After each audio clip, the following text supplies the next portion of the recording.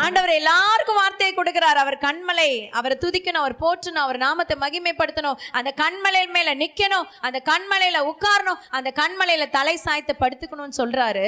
ஆனா சிலர் அவங்க தைரியத்துல, அவங்க ஒருவேளை கரெக்டா பேசினா, அவங்க திமிர்ல, அவங்க பெருமையில தேவனை அசட்டை பண்ணி, கண்மலையை அசட்டை பண்ணி, சபையை அசட்டை பண்ணுகிறவர்கள்.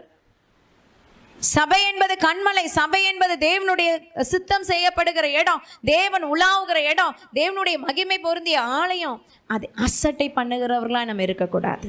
அசட்டை பண்ணுகிறவர்களா நம்ம இருந்துடக்கூடாது. பிரியமானவர்களே, ஒரு வாரம் போவாட்டா என்ன ஆயிடுது?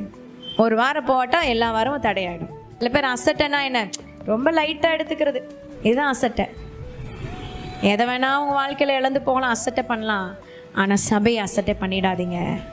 சும்மா இல்லை இந்த சபை, இயேசு கிறிஸ்துவின் ரத்தத்தினால சம்பாதிக்கப்பட்டது திருச்சபை.